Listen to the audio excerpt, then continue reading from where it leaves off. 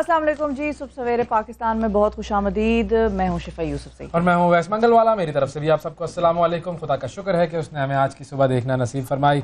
और आज की सुबह का आगाज़ करते हैं मुश्किल से। क्या मतलब मुश्किल से? भाई मैं तो सुबह उठ गया, वैसे ही उठना था जैसे उठना था। मुश्किल से नहीं उठे आप? वैसे ही जो है आपको उठने में मुश्किल नहीं। अगर रात को देर से सोए इंसान तो फिर थोड़ी उसको मुश्किल होती है, लेकिन ये कि जनरली अब हमारी बॉडी क्लॉक सेट हो गई है, वो एक खास वक्त होता है जिस पर आँख खुल जाती है।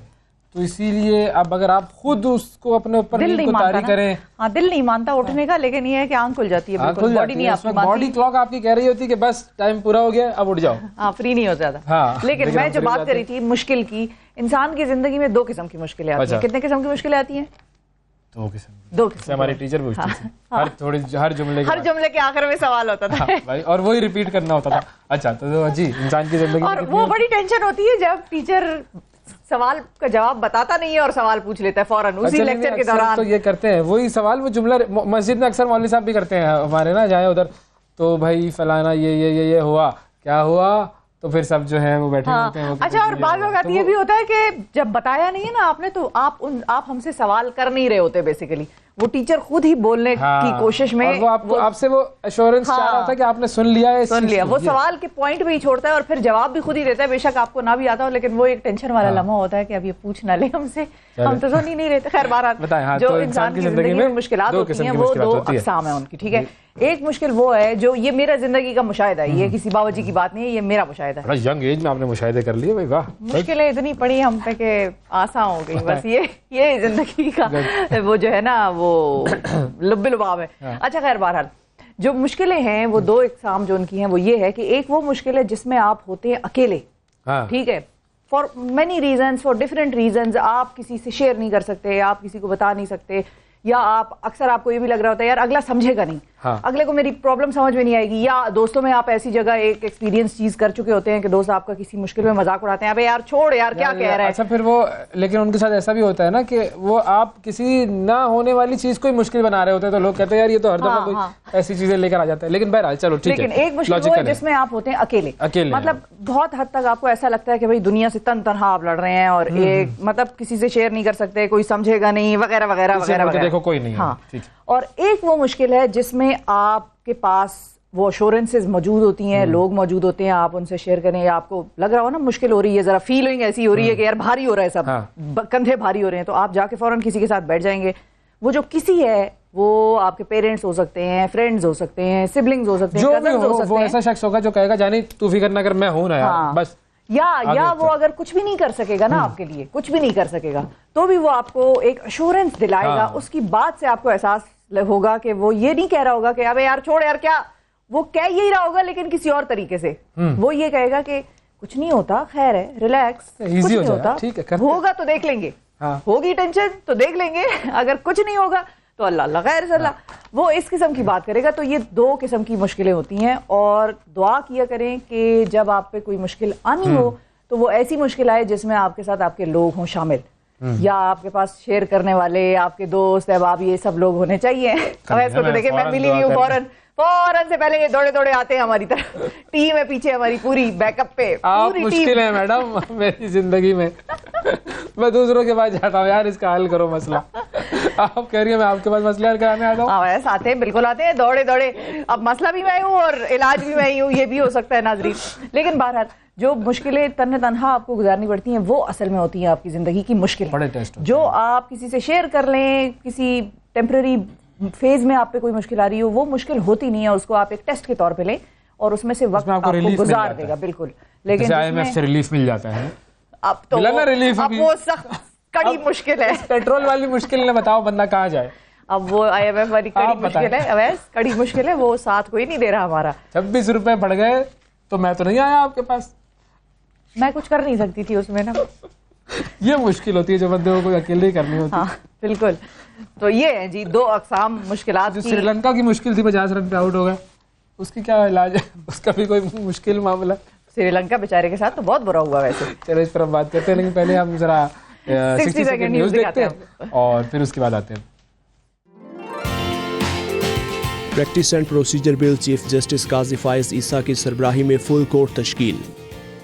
PIA کا فضائی آپریشن بحال، وزیر خزانہ ڈاکٹر شمشاد اختر کا خسارہ برداشت کرنے سے انکار۔ سابق وزیر داخلہ شیخ رشید کو گرفتار کر لیا گیا۔ لاہور ماسٹر پلان کیس میں پرویز الہی کے جسمانی ریمانڈ کی استدعا مسترد، رہا کرنے کا حکم۔ کراچی میں پیر سے بدھ تک بارش کا امکان۔ بھارت نے سری لنکا کو شکست دے کر ایشیا کپ جیت لیا۔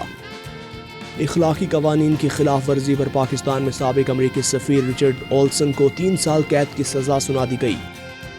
برازیل میں مسافر بردار چارٹر طیارہ گر کر تباہ، 14 افراد ہلاک۔ ضرورت پڑنے پر یورپی یونین سے راہیں جدا کر سکتے ہیں ترک صدر اردوان کا انتباہ۔ لیبیا میں سیلاب سے 11,000 سے زائد ہلاکتوں کی تصدیق، 10,000 سے زائد تاحال لاپتہ۔ جی یہ تھی 60 سیکنڈ نیوز، اور 60 سیکنڈ نیوز میں آپ نے دیکھا دنیا میں کیا ہو رہا ہے، کیا ہو رہا ہے بھائی، کیا ہو رہا ہے، بہت کچھ ہو رہا ہے، بہت ہی ہو رہا ہے بھائی۔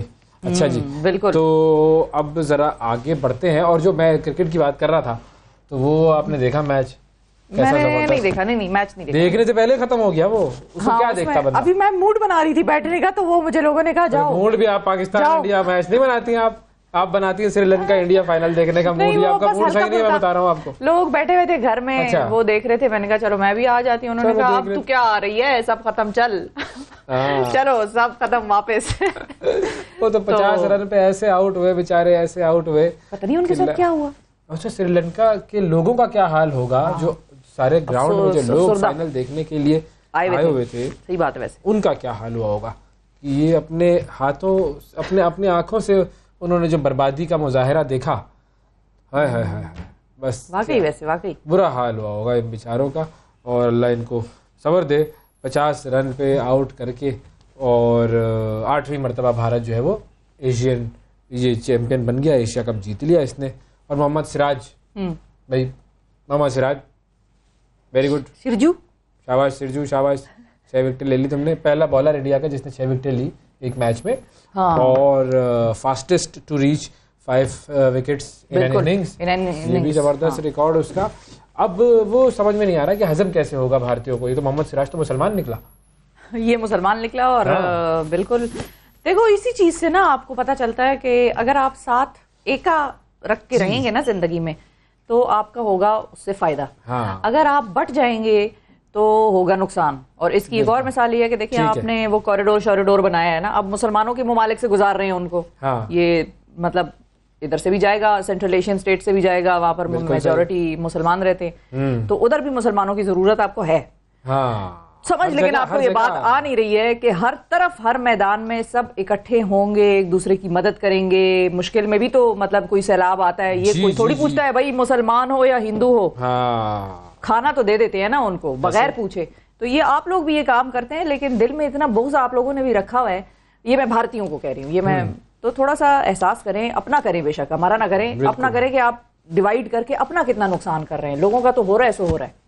لیکن بہرحال یہ میچ اور جو ہو گیا، آپ بھی سمجھے، تم نے اچھی بالنگ کی ہے، گڈ، شاباش، اسی طرح سے کرکٹ کھیلتے رہو، انٹرٹین کرتے رہو سب کو بھائی، اور اچھا کھلاڑی جو بھی ہوگا ہم تو اس کی تعریف کرتے ہیں۔ تو ایک کام کرتے ہیں، وقفہ لیتے ہیں، وقفے کے بعد واپس آتے ہیں، پیسہ نکلا آپ سے کچھ بات چیت کریں گے، ہیں کچھ نہیں، کیا کریں، کیا وقفے کے بعد آ کے بتاؤں گی میں آپ کو۔ جیبیں خالی ہیں آپ کی؟ جیبیں میری خالی ہیں، میں پاکستانی ہوں، میری جیب خالی ہے بھائی، بس اب آج ہم آپ کی جیبیں بھریں گے، ادھر ہی پڑھیں گے، مارننگ شو پہ بھریں گے ہم، اور آپ کی جیبیں بھریں گے۔ یا اللہ، بس ہونے والا ہے، کچھ ہونے والا ہے۔ ناظرین ایک بریک کے بعد ملاقات کرتے ہیں آپ سے، ہمارے ساتھ رہیے گا۔ صبح سویرے پاکستان، صبح سویرے پاکستان، صبح سویرے پاکستان۔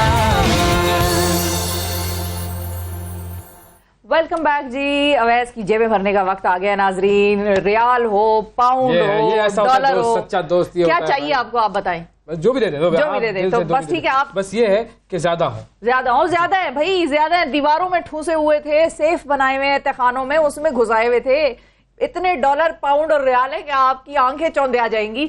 اور بالکل اس کے حوالے سے ہمیں بتائیں گے ساجد شیخ صاحب۔ ناظرین، راولپنڈی کے ایک زیر تعمیر جس کو ہم پلازا کہتے ہیں، اس میں پڑا چھاپا، ظاہر ہے کسی کو مخبری کی گئی کسی کی طرف سے، اور وہاں پر چھاپا پڑا، اور وہاں پر پاؤنڈز، ڈالرز، ریالز کی وافر مقدار برآمد ہوئی ہے، اور اس چھاپے میں دیکھا گیا کہ تہخانے میں خفیہ راستے سے یہ لوگ گئے اور چھاپا مارا اور بالکل بڑی مزیدار ڈیٹیلز ہیں. ٹیلنٹڈ آدمی لوگ ہیں بھائی پاکستانی, یہ دیکھیں آپ, انہوں نے زبردست علاج کیا تھا, لیکن بہرحال پکڑنے والا بھی ٹیلنٹڈ ہوتا ہے. جی السلام علیکم ساجد صاحب. بالکل. وعلیکم السلام. جی ساجد صاحب, جی ساجد صاحب بتائیے یہ کون سا پلازا ہے, کون سی جگہ ہے, اور اس میں سے کیا کیا برآمد ہوا ہے؟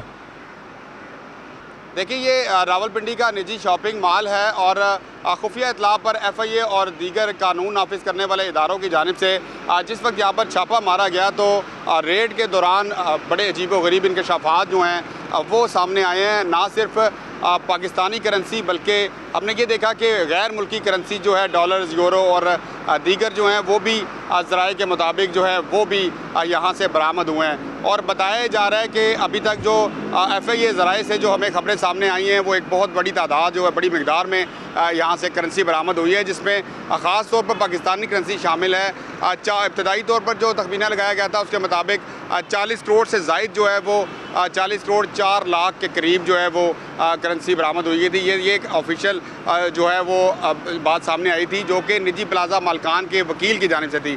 جبکہ ذرائع سے جو چیز ہمیں پتہ چلی, آلدو کہ ایف آئی اے کی جانب سے کوئی آفیشیل اسٹیٹمنٹ تو اس پہ جاری نہیں کیا گیا, مگر ذرائع کے مطابق یہاں سے ایک خطیر رقم جو ہے وہ برآمد ہوئی ہے. اور اس کے بعد ہم نے دیکھا کہ یہ ایک لمبا پروسیس تھا جو 8 سے 10 گھنٹے تک جاری رہا. پھر ہم نے یہ دیکھا کہ اس میں سیمنٹڈ جو ہیں وہ بلاک بنائے گئے تھے اور اس کے اندر تجوریاں جو ہیں وہ فٹ کی گئی تھی اور اس کے بعد تجوریوں کو کاٹنے کے لیے کٹر منگوائے گئے. یہ بتائیں یہ بھی پتہ چلا کوئی مالک کون تھا.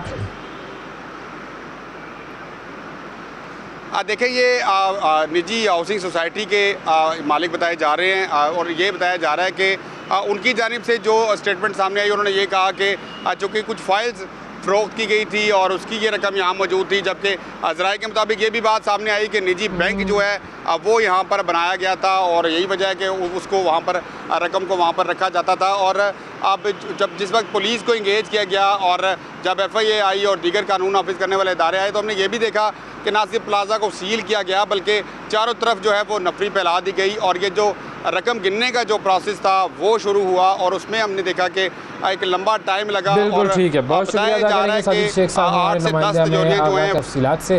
اور بڑا ہی زبردست یہ معاملہ ہے بھائی, اس پلازے کے آس پاس گزرنا چاہیے, کوئی ایک آدھ ڈالر مل جائے گا وہاں پر پڑا ہوا ابھی. لیکن تھینک یو ساجد صاحب, بہت شکریہ. ایک وقفہ لیتے ہیں. صبح سویرے پاکستان. ویلکم بیک جی, صبح سویرے پاکستان میں ایک مرتبہ پھر خوش آمدید. پیر کا دن ہے, پیر کا دن میں آپ کو جو وہ کیا کہتے ہیں انرجی موٹیویشن دینے کے لیے آج ہم نے کچھ انتظام کیا ہوا ہے شاعری کا. اور شاعری جو ہے وہ ہم سب جانتے ہیں کہ انسان جب شاعری سنتا ہے, اچھی شاعری سنتا ہے, تو وہ جو لطافت ہے اس شاعری کی, الفاظ کی, خیال کی, وہ شاعر کے زبان سے اور اس کے کلام سے آپ کے ذہن تک منتقل ہوتی ہے اور آپ کے ذہن کو تر و تازہ کر دیتی ہے. کیا کنیکشن ہے بھائی, نیوٹرونز اور الیکٹرونز جا رہے ہیں ذہن کی تاروں سے ہوتے ہوئے. زبردست ایسا ہی ہوتا ہے, آپ کوئی اچھی بات یا اچھی چیز, کوئی اچھا کلام سنتے ہیں تو ایک دلی خوشی بھی محسوس ہوتی ہے اور پھر ہم جسے کہتے ہیں نا کہ وہ ریلیٹیبلٹی آپ کو ملتی ہے کہ ہاں یہ تو کہیں میری بات ہو رہی ہے, یا پھر آپ کو لگتا ہے کہ واہ کیا خیال ہے, کتنی خوبصورت بات کی ہے. آج آپ کی ملاقات ہم جس شاعر سے کروا رہے ہیں, نوجوان شاعر ہیں, کراچی سے ان کا تعلق ہے, لیکن کراچی کے بعد پھر وہ لاہور منتقل ہو گئے اور لاہور کے بعد آج وہ اسلام آباد آئے. تو ہم نے کہا بھائی سر اگر آپ ہمیں وقت دیں تو ہمارے پروگرام کی عزت افزائی ہوگی. ہمارے ساتھ موجود ہیں جی عمار اقبال صاحب. اور عمار جو ہیں انہوں نے کئی کتابیں بھی لکھی ہیں, شاعری کے مجموعہ بھی ہے اور درس و تدریس سے بھی ان کا تعلق رہا ہے, ترجمہ بھی کرتے ہیں, بہت ساری ہم جہد شخصیت ہیں. عمار اقبال سے ملاقات کرتے ہیں. السلام علیکم. وعلیکم السلام. کیسے ہیں آپ؟ ٹھیک ٹھاک ہیں؟ میں زبردست, آپ بتائیے. بہترین الحمدللہ, اللہ کا شکر. یہ شاعر جو ہے کیسے بنا جاتا ہے, کوئی اس کا کوئی فارمولہ ہے بھائی؟ بڑے بہت سارے لوگ جو ہیں وہ نہیں, شاعر کیا تقریباً کسی بھی حوالے سے آپ بات کریں نا, بلکہ یہاں اکثر میں پکاسو کی ایک لائن اکثر ریپیٹ کرتا ہوں کہ وہ کہتا ہے کہ پیدا ہر آدمی آرٹسٹ ہوتا ہے, بس وہ زمانے کے ساتھ ساتھ کوئی اس آرٹ کو اپنے پریزرو کر پاتا ہے, کوئی اس زمانے میں بہ جاتا ہے, ورنہ اپنا اظہار تو ہم سبھی نے کرنا ہے, اپنا ایکسپریشن سب نے کرنا ہے. بالکل. اب وہ ایکسپریشن کے لیے کوئی گفتگو کر کے پورا ہو جاتا ہے, کوئی کسی نہ کسی آرٹ فارم کی طرف لکھنا شروع کر دیتا ہے, کوئی لکھنا شروع کر دیتا ہے, یہ خاموش ہو جاتا ہے, وہ بھی ایکسپریشن ہوتا ہے, وہ بھی ایکسپریشن ہوتا ہے. بالکل, کہ اب میں کچھ نہ بولوں گا. ہاں بالکل, یہ بھی ہے. اچھا, کالرز اگر ہمیں جوائن کرنا چاہیں تو ان کے لیے بھی فیسلٹی آن کر لیں بھائی. یہ بڑی ضروری چیز ہے ہمارے لیے. ان میں بھی کئی شعراء پائے آپ شاعری کی طرف کیسے آئے, تھوڑا سا اگر ہمارے ناظرین کو بتائیں. بس میں یوں کہوں گا کہ پڑھتے پڑھتے, گھر میں کیا تھا کہ پڑھنے کا ماحول تھا, والد صاحب تھوڑا ذوق رکھتے تھے, تو اول تو کتابیں ان کی ملی, پھر پڑھتے پڑھتے کچھ نہ کچھ لکھنا شروع کر دیا. لکھ کے سب سے پہلے جو چیزیں گئیں وہ والد صاحب کے پاس ہی گئیں. پھر انہوں نے کیا کہا؟ انہوں نے پہلے کہا کہ یار یہ نا بے وزن ہیں چیزیں, ان کو وزن میں لاؤ. تو میں نے پوچھا کیسے, کہنے لگے یہ تو مجھے بھی نہیں پتا کیسے, یہ تو کوئی شاعری بتائے گا. بس ان کو سمجھ آیا کہ رب یہ ہے کہ ہاں, پھر انہوں نے 2-4 جس طرح ان کو معلوم تھے وہ طریقے بتائے کہ ان شعراء کو پڑھیں, ان کو دیکھیں. پھر آہستہ آہستہ کر کے لکھنا شروع کر دیا. پھر ایک آدھ جگہ کسی مشاعرے کی دعوت ملی تو وہاں گئے. پھر اس کے بعد سلسلہ ایسا چل نکلا کہ باقی ساری چیزیں پیچھے رہ گئیں. بس پھر صرف شاعری کے ہی ہو گئے آپ. بالکل, کیا ہی بات ہے. تو ہم ذرا کچھ کلام کی طرف بھی چلتے ہیں, گفتگو ہوتی رہے گی, ہماری کچھ نیوز ہے وہ بھی ہم بتاتے رہیں گے, اور آپ سے جو ہے وہ یہ بالکل ضروری ہے, بلکہ شعر بھی نیوز ہی ہے. جی, تو کہاں سے, کمال ہے سے آغاز کریں کچھ؟ میں بالکل وہ پیش کرتا ہوں. چلے, وہ اشعار اکثر لوگ سنتے ہیں کہ وہ پے کرے جمال ہے کمال, وہ پے کرے جمال ہے کمال ہے, وہ پے کرے جمال ہے کمال ہے, وہ حسن بے مثال ہے کمال ہے. وہ پوچھتے ہیں آپ کیوں بدل گئے, وہ پوچھتے ہیں آپ کیوں بدل گئے, یہی میرا سوال ہے کمال. وہ پوچھتے ہیں آپ کیوں بدل گئے, یہی میرا سوال ہے کمال ہے. اور رقیب کو برا بھلا میں کیوں کہوں, رقیب کو برا بھلا میں کیوں کہوں, وہ صرف ہم خیال ہے کمال ہے کمال ہے. واہ واہ واہ واہ بھائی, یہ جی کیا بات ہے بھائی, زبردست. اور جی یہ ہے کہ مجھے حرام ہے شراب کا نشہ, مجھے حرام ہے شراب کا نشہ, مجھے حرام ہے شراب کا نشہ, تمہیں لہو حلال ہے. یہ کمال ہے بھائی, واہ واہ واہ واہ. یہ کس سے انسپائر ہو کے لکھی تھی بھائی؟ بس یہ خود بخود. کبھی کبھی ایسا ہوتا ہے بلکہ شاعر کو خود نہیں پتا ہوتا کہ وہ کہاں سے انسپریشن لے رہا ہے. یہ مطلب ہاں بالکل آتے ہیں غیب سے یہ مضامین خیال میں. تو آپ کا ویسے آمد کا کوئی سلسلہ ہوتا ہے, یا آپ کوئی چیز دیکھتے ہیں باقاعدہ سوچ رہے ہوتے ہیں اس موضوع پہ لکھنا چاہیے, مثال کے طور پر پیٹرول کی قیمتیں آج کل, تو کوئی کہے بھائی اس موضوع پہ لکھنا چاہیے, اس پہ کچھ لکھتا ہوں بیٹھ کے, تو بیٹھے کچھ لکھا, یا وہ وقت بس ایسے ہی ہوتا ہے کہ کچھ آ گیا اور وہ لکھ ڈالا اور پھر اس سے کوئی چیز آگے؟ ہاں, اس پر آپ اجازت دے تو میں تھوڑی سی بات یہ کروں کہ ایک تو آمد اور آورد کا جو معاملہ ہے نا, اس میں ہمیشہ میں یہ کہتا ہوں کہ آمد اگر واقعی ہوتی کسی شاعر کے اوپر کوئی چیز باہر سے, تو کبھی صدیوں میں 100 سالوں میں ایسا ہوتا کہ اردو کے شاعر پہ کوئی پشتو کی چیز آ گئی ہوتی, کوئی اس زبان کی چیز آ گئی ہوتی. تو اس کا مطلب ہے یہ باہر سے کچھ نہیں آ رہا ہے, یہ کچھ نہ کچھ اندر سے ہی چل رہا ہے. اور اس کے لیے جو وقت ہے اس کے بارے میں ایک بڑی قدیم بڑے مزے کی یونانی روایت ہے. وہ کہتے ہیں کہ کوئی 14 منٹ ہوتے ہیں ہر آرٹسٹ کے پاس کوئی شاہکار کریٹ کرنے کے.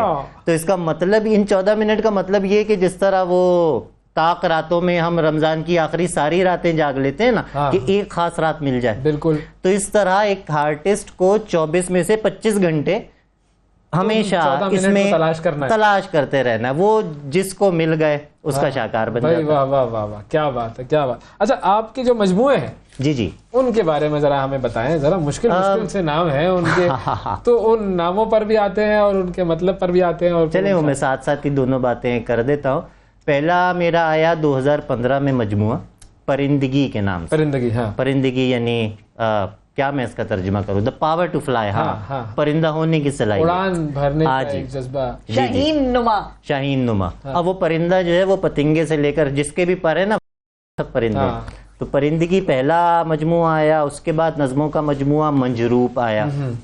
منجروپ یعنی روپ اور بہروپ کے درمیان منجروپ, کہ ہم جب بھی کسی سے ملتے ہیں اس وقت بھی ہم اگر ایک دوسرے کے سامنے بیٹھے ہیں اپنی اصلی حالتوں میں نہیں بیٹھے. میرا دل چاہ رہا ہے میں ایسے کر کے نہیں بیٹھ سکتا, تو لیکن اب یہ نہیں اس طرح اب یہ فیک بھی نہیں ہے, ہم ایک دوسرے کو فیک بھی نہیں کہہ سکتے. تو یہ منجروپ ہے. دوسرا پھر نہ سچا نہ بالکل ہی جھوٹا, بالکل منجلا جسے کہتے ہیں, درمیانہ منجلا. تو یہ منجروپ دوسرا مجموعہ میرا نظموں کا آیا. تیسرا پھر اردو شاعری میں ایک نئی صنف متعارف کرائی نثری شاعری کے حوالے سے, پرونٹ. وہ پرونٹ, ہاں, اس پر ہم نے الگ سے بات کرنا, یہ ایک الگ آپ کی جو ہے وہ جہد ہے, اور یہ کیا ہوتی ہے اس کے بھی کچھ نمونے سنیں گے. ہمارے ساتھ ایک کالر بھی ہیں. السلام علیکم. हेलो अस्सलाम वालेकुम। जी स्टूडियो में आवाज आ रही है, प्लीज दे दीजिए जरा। जी अफशान, अस्सलाम वालेकुम, आप बताइए क्या कहना चाहेंगी? जी दरअसल ये सेगमेंट जो है वो शायरी के हवाले से है, तो मैं भी अपने कुछ अल्फाज जो हैं वो आप लोगों की खिदमत में पेश जरूर। करता हूं। चलो भाई, शायर आना शुरू हो गए प्रोग्राम में। क्या बात। शायरा आई हैं अब, चले चले। अच्छा, जो नज़म है उसका उन्वान है मुहिब्बो उदू। मुहिब्बो उदू, माशाल्लाह। ज़ाते मजनूए सहरा की जुस्तजू ना की जाए, हाँ, ज़ाते मजनूए सहरा की जुस्तजू ना की जाए, बेहतर यही है कि मेरी आरज़ू ना की जाए। भाई वाह वाह वाह वाह वाह। अमर साहब, आपका फिर उस पे मैं इज़हार ख्याल चाहूंगा। जरूर जरूर। ठीक है, जी जी जी। दिल के आस्ताने को वीरान ही रहने दिया जाए, ठीक है जी। दिल के आस्ताने को वीरान ही रहने दिया जाए, यूं सरे महफिल गुलिस्तान की गुफ्तगू ना की जाए। क्या वाह वाह वाह वाह वाह वाह वाह वाह वाह वाह, क्या बात है। उल्फत गर हो भी जाए अकीदत के पैमाने पर, उल्फत गर हो भी जाए अकीदत के पैमाने पर, मोहब्बत की तरह हो बहू ना की जाए। भाई वाह वाह वाह, हू बहू का क्या अच्छा इस्तेमाल किया। वाह वाह वाह, जबरदस्त, बहुत ही आला। फनाए इश्क की मदहोशी अपनी जगह अलिफ, फनाए इश्क की मदहोशी अपनी जगह अलिफ, सलाते इश्क की अताए की बेवजू ना की जाए। भाई वाह वाह वाह वाह, क्या बात, क्या इस्तारे इस्तेमाल किया भाई, बड़ी जबरदस्त, बहुत ही आला, बहुत ही आला। हमारे साहब क्या कहेंगे? ये क्या कहने, माशाल्लाह आपके इधर चैनल के लिसनर्स भी बड़े बाज़ौक़ हैं। जैसे होस्ट वैसे फिर गेस्ट, और वैसे फिर बिल्कुल ऐसे। बहुत शानदार, जबरदस्त भाई, शानदार, क्या बात, क्या बात, जबरदस्त, कमाल भाई। अच्छा जी, तो बस करेंगे या बात करेंगे?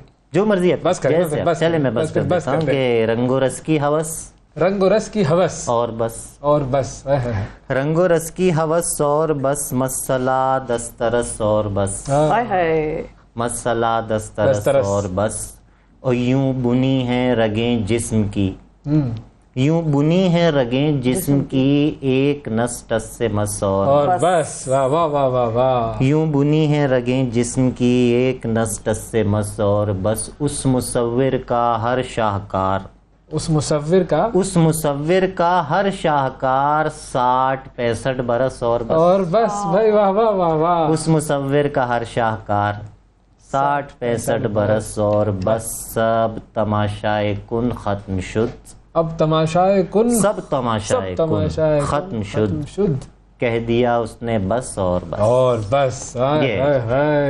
क्या बात है, क्या बात है। अब देखें कितना, किस कदर आसान, सहज, लेकिन डीप, बस इंतहाई डीप। ये है कमाल जिसकी तलाश होती है हमें, जनाब। बहुत आला, बहुत आला। तो आप किन शोरा से इंस्पायर हुए, और आप किन को समझते हैं कि जो भी शख्स शायरी पढ़ना चाहता है, समझना चाहता है, वो इनको जरूर पढ़े? मतलब ठीक है, गालिब इकबाल फैज़ तो ठीक है, बिल्कुल बिल्कुल, लेकिन उनके अलावा भी अगर हम बात करें, मैं बल्कि हाँ, यहाँ पर जैसे अभी आपकी लास्ट कॉलर भी आई थी, उन्होंने भी कुछ अशार सुनाए। असल में शायरी से पिछले दिनों भी हम क्या कहते हैं, ब्रेक पे भी यही गुफ्तगू कर रहे थे कि जो लोग एक ज़माने में दूर हुए शायरी से, उसकी वजह शायद ये महसूस हुई कि वो ज़बान शायरी में वो इस्तेमाल हुई जो बिल्कुल ऑब्सोलीट थी। ऐसा क्यों हुआ? ऐसा ये हुआ कि शेर पढ़ने वालों ने ज़्यादातर क्लासिक्स को पढ़ा। तो यही मैं कहना भी चाहूँगा, यहीं से मैंने भी शुरू किया। नए लिखने वालों की भी ये बात है कि वो कोशिश करके इकबाल के बाद के शोरा को अगर पढ़ें, ज़्यादा क्लासिक्स को भी पढ़ें, लेकिन ज़्यादा वो इकबाल के बाद के शोरा को पढ़ें, तो फिर ज़बान उनके पास वो आएगी जो आजकल की हमारी ज़बान है। ये है। अब इब्तिदा में जो मेरा आप पूछ रहे हैं, तो इब्तिदा में जो वालिद साहब ने गज़ल का लहजा, मैं कहता हूँ ना कि जहाँ से मैंने सीखा, तो वो शायर थे प्रोफेसर इकबाल अजीम, जिनकी नातें ज़्यादातर मारूफ है, तो गज़लें भी उनकी बड़ी शानदार है। उनको बहुत पढ़ा। नज़्म के हवाले से अख्तर शिरानी, साहिर लुधियानवी, साहिर लुधियानवी तो बल्कि ये कहें कि कोई शायर शायद ऐसा नहीं होता कि जिस पर एक ज़माने में साहिर तारी नहीं होता। हाँ, एक ये अच्छा मेरे साथ रहा कि जॉन को पढ़ने से पहले मैं बहुत सारे शोरा को पढ़ चुका था। तो जॉन तारी नहीं हुए, तो वो ना बच गया मैं शायद किसी न किसी हवाले से, या हुआ भी तो करीब से गुजर गया। वरना जिन हजरात की शायरी की डेफिनेशन ही जॉन ने लिया है ना, तो वो एक बहुत महदूद दायरे में रह जाते हैं। بالکل. اور اس سے نہیں. لیکن جان نے شاعری بڑی کمال ہے ان کا. بالکل. لیکن ہر شاعر اپنے حساب کا اپنا سٹائل رہا ہے ہر شاعر کا. لیکن میں یہ سمجھنا چاہ رہی ہوں کہ آپ نے کہا میں جان سے بچ گیا, بہت سارے لوگ ہیں آج کل کی, اگر ہم نسل دیکھیں اپنی جو ایک جنریشن ہے وہ تو سب جان ہی کے, مطلب اگر آج الیکشن میں کھڑا کر دیتے ان کو تو وہ جیت جاتے آج کے پاکستان میں جہاں پر 65% آبادی نوجوان کی ہے. ایسا کیا ہے؟ ایسا یہ ہے کہ ایک تو ان کے لہجے میں کھچاؤ ایسا ہے, وہ تو لہجہ ایسا ہے نا کہ ہماری آپ کی بات ہے. دوسرا ان احساسات کی بات ہے, ان محسوسات کی بات ہے جو ہمارے دل میں موجود ہوتے ہیں لیکن ہم ان کا ادراک نہیں رکھ پاتے. نہیں تو وہ احساسات جان ایلیا کو زیادہ محسوس ہوئے تھے باقیوں سے. محسوس تو ہم کو بھی ہوتے ہیں, ان کو بتانا آتا تھا, ان کو اظہار آتا تھا. وہ اظہار کا ایسا طریقہ تھا کہ ہم محسوس تو وہ باتیں کرتے تھے لیکن ان کا ایکسپریشن, ان کو نام نہیں دے پاتے تھے, ان کو ایکسپریس نہیں کر پاتے. پھر جب وہ شعر ہم نے جون کے منہ سے سنا تو ہم نے دیکھا کہ یہ تو بالکل ہمارے دل کا احساس ہے, بالکل ہماری بات. تو اس طرح وہ بہت زیادہ بہت جلدی کنیکٹ ہو گئے. عجیب ہے میری فطرت کہ آج ہی مثلاً مجھے قرار ملا ہے تیرے نہ آنے سے. دوسرا مصرع میں نے غلط پڑھا لیکن وہ شعر پہنچ گیا ہوگا کہ اس طرح کی باتیں نا بڑی کنیکٹ کرتی ہیں وہ. بالکل. ایسا ہمارے ساتھ کالر ہیں. السلام علیکم محسن رضا صاحب. جی السلام علیکم. فرمائیے جی, کیا کہیں گے؟ بڑی خوشی ہوئی جی ان سے ہماری بات سب کو سن کے, اور یہ بھی بڑی خوشی ہوئی کہ یہ نثری نظم بھی لکھتے ہیں. بہت شکریہ. تو فیصل آباد سے میں بات کر رہا ہوں. جی جی جی جی. تو نثری نظم میں ہمارے ایک بہت بڑا نام پاکستان میں منصف ہاشمی صاحب کا. ہاں بے شک بے شک, جو کہ میرے بڑے بھائی بھی تھے. اچھا ونڈرفل. اور دوسری بات کہ ہم نثری نظم کو ہم لے کے چل رہے ہیں, کافی آگے بڑی محنت کی ہے ہم نے. تو میں چاہوں گا کہ سنائیں بالکل کچھ چھوٹا سا نمونہ کلام. نثری نظم کا ایک چھوٹا سا میں آپ سے یہ پیش کروں. جی جی. اس کا عنوان ہے بھیروں. واہ بھیروں. جی جی. میں چند لائنیں آپ کی نظر کر رہا ہوں. جی جی. اڑتے دھوئیں میں جنوں کی دھمال تھی, واہ. فطرت چراغوں کا نوحہ پڑ رہی. اچھا. عالم مجذوبی میں آبلا پائی کی کوہ نہ چپی. واہ واہ واہ واہ. بنجر رتوں کے فیصلوں کو دریچہ محرومی کے خلاف آمادہ بیداد کر رہی. واہ واہ واہ. ماحول بھیروں کی دستار باندھ چکے اور خیال آنکھوں میں آب نو کے دھمر اٹھ پڑے. تو سر مجھے بڑی خوشی ہوئی کہ آپ نے بڑا اچھا انیشیٹو لیا ہے. اب شاعروں کو آپ نے یہاں پہ جگہ دی ہے. شاعر اتنا اچھا انیشیٹو لیتے ہیں تو ہمیں تو ضروری ہے کہ ہم ان کی پذیرائی کریں. بالکل. بہت شکریہ بہت شکریہ محسن صاحب آپ کا, آپ نے وقت دیا ہمارے کو, پروگرام میں کال کی اور شاعری بھی سنائی اپنی زبردست. ماشاءاللہ کیا بات ہے جناب. جی تو کمال مناسب تھا, بالکل مناسب تھا. بلکہ یہ شاید کافی عرصے کے بعد کسی نثری نظم تو خاص طور پہ کسی لائیو پروگرام میں کسی چینل پر, ریڈیو کا بھی ابھی بڑا عرصے بعد میں نے میرے خیال 10 سالوں بعد ایسا ہوا ہوگا کہ کسی نے اتنی سنجیدگی سے نثری نظم کسی چینل پر سنائی ہوگی. یہ بس ہم کبھی کبھی کرتے ہیں, آپ کی وجہ سے ہوا یہ آج ہو سکا. ریٹنگ کے بارے میں نہیں سوچتے اس وقت. کیا بات کہتے ہیں بس صحیح ہے, کبھی کبھی اچھی بات بھی ہو جانی چاہیے نا. ریٹنگ کیا ہر وقت ریٹنگ کے پیچھے جائے. تو پرونیٹ, اب یہ کیا ہوتا ہے ذرا سمجھائیں. پرونیٹ مختصراً یہ ہے کہ نثری نظم پہ اٹھنے والا اعتراض یہ تھا کہ اسے نظم کیسے مانے. بس 2 الفاظ میں اس کا جواب یہ ہے کہ اس کو قوافی کا پابند کر لیں, ایک کرائم اسکیم لے لیں, اس کو نظمیت اس میں خود بخود آ جائے گی. تو بس سونیٹ یوزولی ایک خاص میٹر میں لکھا جاتا ہے. پرونیٹ کا کوئی میٹر نہیں ہے. تو پرونیٹ کا میٹر نہیں جی, بس قوافی ہیں اور 14 لائنیں ہیں, 4 لائنوں کے 3 بند ہیں اور آخر میں آپ ایک کپلیٹ سے بات اپنی ختم کر دیتے ہیں اور اس طرح بس. یہ سونیٹ کی طرز پر بس نثری sonnet, prose sonnet, prose sonnet. ہاں یہ ایک نئی جہت. جی جی آئیے صحیح. تو اس کا کچھ نمونہ کلام. ہاں میں بالکل پیش کرتا ہوں, آپ اگر نقل کرنے کی مجھے اجازت. ضرور. ہاں بہت شکریہ بہت شکریہ. بلکہ ایک میں نعت پیش کرتا ہوں. ارے ماشاءاللہ. اچھا کیا بات ہے. یہ ہے 14 لائنیں آغاز ہوا ہے اور اس حوالے سے جو ہے وہ آج یکم ربیع الاول ہے تو پھر تو نعت سے آغاز ہو جائے. جی بہت اچھا ہوگا. یوں ہے کہ اب اس میں نظمیت ہے یا نہیں ہے یہ فیصلہ سننے والے کا. صحیح ٹھیک ہے, لیکن ایک نمونہ کلام, ایک ہمیں اندازہ ہوگا کہ پرونیٹ کیا ہے. بالکل. غار کے دہانے پر مکڑیوں نے ہرے اونی جالے بن دیے ہیں, سانپ کسی پیر کے انگوٹھے کو بوسہ دے کر لوٹ گیا. جبریل امین نے اپنے پر امانت کی طرح سمیٹ لیے ہیں. آسمانوں نے بادل کا بہترین ٹکڑا تلاش کر لیا. درخت سجدے سے اٹھ گئے ہیں. چاند کو دوبارہ جوڑ دیا گیا ہے. پہاڑی کے دونوں جانب ایک جیسے سوال اٹھے. ستارے اپنی چال تبدیل کر رہے ہیں. نجومیوں کو تنہا چھوڑ دیا گیا ہے. اب تک 1,24,000 ستارے رونما ہو چکے. کیا بات ہے.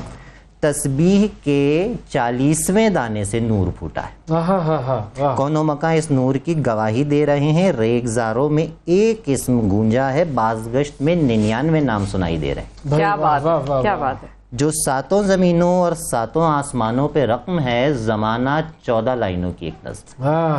یہ ہے بھائی واہ کیا بات. اب ظاہر ہے اسے جو نعت کے پیرائے میں یا وہ جو ایک ہمارے یہاں پہ طرز کے طور پر نعت پیش کی جاتی ہے ویسے شاید نہ کیا جا سکے. بالکل. لیکن وہ جو خیال ہے, جو ریفرنسز اس میں استعمال ہوئے ہیں, اور ظاہر ہے جو نعت کہنے والے کا ایک جذبہ ہوتا ہے وہ ضرور اس کے اندر سامنے آتا ہے. بالکل بے شک. یعنی آپ تمام پوئٹک ڈیوائسز اس میں استعمال کر سکتے ہیں اور تمام کے ساتھ اپنے آپ کو بہت کھل کے اس میں ایکسپریس کر سکتے ہیں کہ نثری لائنیں تو کوئی بھی آپ کچھ بھی کہنا چاہیں. ایسا بھی ہو سکتا ہے کہ ہم 3 لوگ مل کے ایک پرونٹ لکھیں. ایک لائن میں پڑھوں, ایک لائن آپ کے دل میں جو ہے, ایک لائن آپ کے دل میں جو ہے. چاہے ہم مختلف موڈ اور مختلف اس میں بیٹھے ہوئے ہوں, لیکن پھر بھی جب 14 لائنیں وہ مکمل ہوں گی تو وہ ایک نظم بنے گی. اور یہی شو کرتا ہے کہ ہماری آپس کی لاشعوری کنیکٹیوٹی کتنی ہے انسان ہونے کی حیثیت سے, کہ ان دی اینڈ کہیں نہ کہیں ہم ایک دوسرے سے کنیکٹ ضرور کریں. ہاں یہ تو بڑی ایک ایکسرسائز کبھی ہونی چاہیے یہ کہ یہ ایک جملہ دیں لوگ اور اس کے بعد جو ہے وہ آخر میں ایک نظم بنے. ایسا ہو سکتا ہے, کسی دن ہم یہ اپنے پروگرام میں ایکسپیریمنٹ کریں گے انشاءاللہ. اچھا, میں کچھ خبروں کی طرف بھی اگر آپ کی اجازت ہو چلیں. دنیا میں کیا کیا ہو رہا ہے, شاعر تو انہی سے انسپریشن لیتا ہے. ابھی ہم نے ایک وہ ویڈیو دیکھی, بہاؤالدین زکریا یونیورسٹی جنوبی پنجاب کی سب سے بڑی یونیورسٹی ہے, اور اس کے جو وائس چانسلر صاحب ہیں منصور اکبر صاحب, یہ ان کی ویڈیو سامنے آئی اور اس ویڈیو میں انہیں رکشہ چلاتے ہوئے دیکھا جا سکتا ہے. اور بنیادی طور پر انہیں کیا ضرورت پیش آئی اس کی, تو یہ سوال پھر سب کے ذہن میں آیا کہ بھائی یہ کیا معاملہ ہے, کیوں پیش آئی. تو اس کا جواب پھر منصور اکبر صاحب کنڈی صاحب نے خود دیا. انہوں نے کہا کہ میں اس مہینے یونیورسٹی سے ریٹائر ہو جاؤں گا, پینشن ملتی نہیں ہے ہمیں, تو اسی لیے میں سوچ رہا ہوں کہ ریٹائرمنٹ کے بعد رکشہ چلا کر اپنا گزارا کروں. ویسے بھی یہاں پر نہ علم کی قدر ہے نہ ایمانداری کی قدر ہے, بس پیسے کی قدر ہے, تو میں یہ کروں گا. اب یہ انہوں نے فرمایا. اب یہ کس قدر دکھ کی بات المیہ ہے. المیہ مطلب جس کو کہیں گے نا کہ ہم استادوں کے ہائیسٹ لیول پہ ایک یونیورسٹی کا وائس چانسلر نا, جس کے انڈر سینکڑوں طلباء جو ہیں وہ زیر تعلیم ہوتے ہیں. سمجھ میں نہیں آئی, یوزلی گورنمنٹ یونیورسٹی میں تو پینشن ملتی ہے, پرائیویٹ ہوگی تو پرائیویٹ. بی زیڈ یو تو ویسے بہاؤالدین زکریا یونیورسٹی تو سرکاری ہے ویسے. ہاں بہاؤالدین زکریا بالکل بی زیڈ یو یونیورسٹی ہے بہت بڑی, وہاں پبلک یونیورسٹی ہے ملتان کی. بالکل ان سے بات کرنی چاہیے بھائی, ان کو پروگرام میں لیا جائے, ان سے پوچھا جائے معاملہ ہے کیا. لیکن یہ ویڈیو ایسی ہے کہ جو آپ کے دل کو ذرا چھو لیتی ہے. انسان کہتا ہے کیسے ایک استاد کا ہمارے یہاں پہ کیا مقام رہ گیا, آپ ایز اے شاعر اس کو کیسے دیکھتے ہیں؟ بس یہاں پہ تو کیا مقام رہ گیا. میں بلکہ جو بھی لوگ نے, میں وہ واقعہ یاد دلاؤں, یقیناً آپ سب کے ذہن میں ہوگا. مستنصر حسین تارڑ صاحب نے لکھا ہے کہ جہاں پر وہ کسی شاید ڈرائیونگ وغیرہ کے معاملے میں پاکستان سے باہر کہیں ان کا چالان ہو گیا یا کچھ ہو گیا, تو جج ان کے لیے اٹھ کے کھڑا ہو گیا. تو انہوں نے بیان کیا کہ قومیں ایسے پہچانی جاتی ہیں, اپنے اساتذہ سے پہچانی جاتی ہیں. تو استاد کا رتبہ تو یہ کوئی ایسی بات ہی نہیں ہے نا کہ جس پہ بات کی جائے. یعنی اب اس پہ بات ہوگی, مطلب یہ لیول آ گیا کہ اب اس پہ ہم بات کریں گے. یہ بالکل کمال, آپ کا بھی کمال ایکسپریشن ہے اس چیز کے حوالے سے. لیکن ایک اور چیز بھی ہے جو کہ بڑی تشویشناک ہے, اور وہ بھی خبر ذرا آپ کو بھی سناتے ہیں اور آپ اس پہ بھی اپنا تجزیہ دیجیے گا, کہ برطانوی حکومت نے ایک ڈیٹا شائع کی ہے, بیسیکلی ایک رپورٹ شائع کی ہے جس میں برطانیہ میں پیدا ہونے والے جو پاکستانی ہیں ان کے متعلق بڑا ہی عجیب سا انکشاف ہوا ہے. اب مجھے سمجھ نہیں آ رہا افسوسناک کہوں اس کو, دکھی کہوں, المناک کہوں, دردناک کہوں, لیکن یہ ہے صحیح, کچھ نہ کچھ تو ہے. اس کا ایکسپریشن آپ مجھے بتائیے گا کہ کیا ہے. 2017 سے 2019 کے دوران اکٹھے کیے گئے ڈیٹا کے مطابق بڑی تعداد میں پاکستانی نژاد جو برطانوی نوجوان ہیں جو وہاں پر ہی ظاہر ہے پلے بڑے اور بڑے ہوئے, پھر نہ ہی وہ تعلیم حاصل کرنے میں کوئی دلچسپی رکھتے ہیں اور نہ ہی ان کا کوئی موڈ ہے ملازمت کرنے کا, نہ دل ان کا کرنا کیا چاہتے ہیں, وہ پیدا کیوں ہے. یہ سروے جو ہے یہ 16 سے 24 کی درمیانی عمر, یعنی کہ 16 سال سے لے کے 24 تک کی جو عمر ہے اس کے نوجوانوں کے متعلق یہ ڈیٹا اکٹھا کیا گیا, ان کے حوالے سے سروے کیا گیا. اور رپورٹ کے مطابق 11.5% پاکستانی نوجوان تعلیم اور ملازمت سے دور ہیں وہاں پر. اور اس کے علاوہ 12% بنگلہ دیشی جو ہیں وہ 11.7% برطانوی سفید فام اور 11.5% برطانوی سیاہ فام جو ہیں وہ تعلیم یا ملازمت کا حصہ نہیں. پاکستانیوں کا نمبر سب سے ٹاپ پر ہے. اس کا مطلب پاکستانیوں کا نمبر سب سے ٹاپ پر ہے. اور یہ تو آپ دیکھیں کہ اس ملک میں نا اگر وہاں پر تو پاکستانی جو ہیں بیسیکلی وہ ایک مائنورٹی ہیں, اس طرح سے میجورٹی نہیں ہے, اس لیے یہ نمبر زیادہ تشویشناک ہے. اگر تو ہم میجورٹی میں وہاں ہوتے تو ٹھیک ہے 20% اگر کام نہیں بھی کرتے تو ٹھیک ہے 80% کر رہے ہوں گے, لیکن 7.3% بھارتی اور 4.5% چینی نوجوان تعلیم اور ملازمت سے دور ہیں. یہ ان کا دیکھیں لیول کتنا نیچے ہے اس میں نمبر میں. یہ کیا ہے؟ مجھے تو اور کوئی کام بھی نہیں آتا. یہ والا معاملہ ہے کیا؟ یہ والا معاملہ بھی ہو سکتا ہے, لیکن میرا جو دل کہہ رہا ہے نا وہ یہ بات یہ کہہ رہا ہے کہ یہ پاکستانی نا یہاں پر نا چونکہ برٹش ریسرچ ہے تو شاید یہ انڈر لائن ہو گیا ہے. ویری ریسنٹ ریسرچز میں پڑھ رہا تھا جس میں یہ بتایا گیا تھا کہ ویری سون ایسا ہوگا کہ ایک انسان کے ورکنگ آور جو ہیں وہ ویکلی 8 گھنٹے بنیں گے. اور اوور آل جو اس وقت ٹرینڈ ہے وہ اوور آل ٹرینڈ فری لینسنگ کا ہے. اوور آل ٹرینڈ یہ ہر آدمی اپنا دفتر ہے. تو جس کا کوئی کام نہیں ہوتا, اب اس جنریشن میں جو ملینیلز ہیں جو ان کے بعد والے ہیں, بھائی جاب کا ٹرینڈ ہی نہیں ہے. ایک تو جاب کا ٹرینڈ نہیں ہے, دوسرا یہ ہے کہ اب مادیت پرستی سے بھی دنیا دور سے دور جا رہی ہے. آپ کا گزارا ہو رہا ہے نا, آپ کو کھانے کو مل رہا ہے, آپ کو رہائش مل رہی ہے, آپ کی میڈیکیشن ہو رہی ہے, دس از اٹ.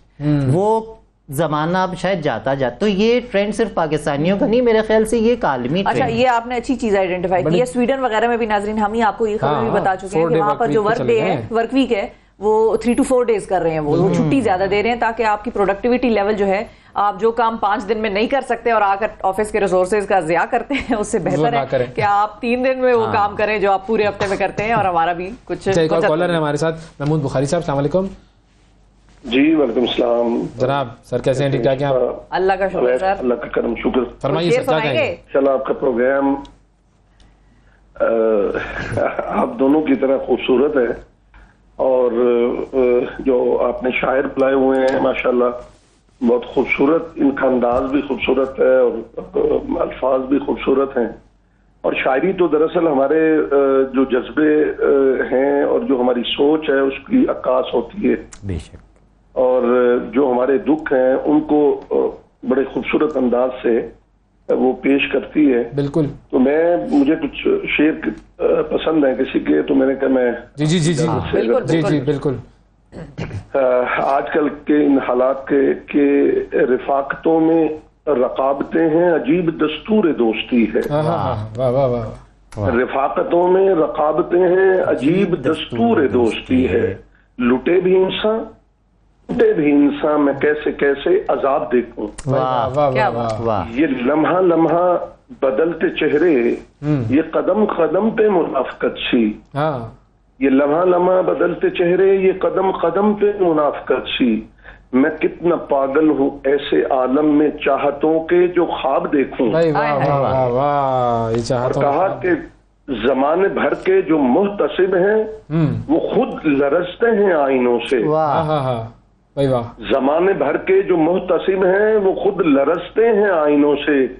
کوئی تو ان کے نقاب الٹے, میں ان کا روزے حساب دیکھوں. کیا بات, بڑا زبردست, بہت ہی اعلیٰ آپ نے ماشاءاللہ, بڑا محفل آپ نے بھی فرما دی بھائی. بہت شکریہ ادا کریں گے محمود بخاری صاحب. سر جاتے جاتے آخری منٹ ہے ہمارے پاس, چاہیں گے کہ آپ کا بھی کوئی ایسا کلام جناب. بس بالکل تازہ جو اشعار ہے وہ میں بس جاتے جاتے پیش کرتا ہوں کہ وہ جو دیوار پہ بیٹھا ہے وہ جو پرندہ نہیں ہے.